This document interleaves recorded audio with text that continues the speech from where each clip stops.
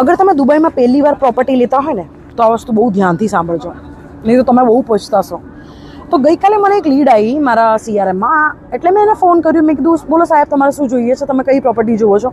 એમણે કીધું લક્ષ્મીબેન હું છે ને પ્રોપર્ટી નથી જોતો, મારે મારી પ્રોપર્ટી વેચવી છે. મેં કીધું ઓકે રેડી થઈ ગયેલી છે? તો બોલે કે ના મેં 40% ભરી કાઢ્યા છે, હજી ઓફ પ્લાનની પ્રોપર્ટી છે, હજી અંડર કન્સ્ટ્રક્શનમાં છે અને 40% મેં ભરી કાઢ્યું છે, બટ હવે મારે વેચવું છે.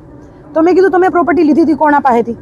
તો મને કે લક્ષ્મીબેન એક બ્રોકર હતા, મારા પાસે એક જ પ્રોપર્ટીના પૈસા હતા અને એમણે મને એવું કીધું કે સાહેબ એકના કરતાં 2 પ્રોપર્ટી લઈ લો, 40% ભરીને જ્યારે 40% પછી તમે રિસેલ કરી શકો, તો પછી તમે એ એક પ્રોપર્ટી વેચીને બીજા પ્રોપર્ટીના પૈસા ભરી શકો છો અને ત્યાં સુધીમાં તમારે બંને પ્રોપર્ટીમાં સારા કેપિટલ એપ્રિસિએશન મળી જશે તો તમે સારા પૈસા કમાશો. અને અત્યારે એ બ્રોકર ફોન નથી ઉપાડતો. તો મારી એક સલાહ છે નવા બાયર્સ માટે કે તમારા પાસે અગર પૈસા ના હોય પૂરા, એટલીસ્ટ 70% 80% તમારા પાસે ના પૈસા હોય તો મહેરબાની કરીને પ્રોપર્ટી લેતા નહીં. કારણ કે આવા પ્રોમિસ કરીને અગર જે બ્રોકરો તમારા પાસે જે લેવડાવશે ને એ બ્રોકરો જ્યારે રિસીલ કરવાનો હશે ને ત્યારે એ લોકો અવેલેબલ નહીં હોય. પહેલી વાત એ લોકોનું રેરા ચેક કરો, એ લોકોનું બેકગ્રાઉન્ડ ચેક કરો કે તમારા કોઈના પાસેથી લો છો, એ બહુ મેટર કરે છે.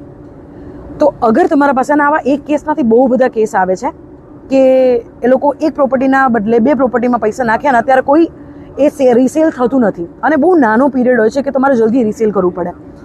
યુઝ્યુઅલી રિસેલ કરવા માટેનો બેસ્ટ ટાઈમ હોય છે પ્રોપર્ટી હેન્ડઓવર થયા પછી. તો આવા ખોટા પ્રોમિસમાં તમે આવી ના જતા. અગર પ્રોપર્ટી લેવું હોય તો ડેફિનેટલી તમારા પાસે પૈસા હોય પૂરા તો જ તમે પૈસા નાખજો. વધારે કોઈ બી ડિટેલ માટે તમારી ઇન્ફોર્મેશન જોઈએ છે તો હું છું તમારી ગુજરાતી રિયલ્ટર ઇન દુબઈ લક્ષ્મી.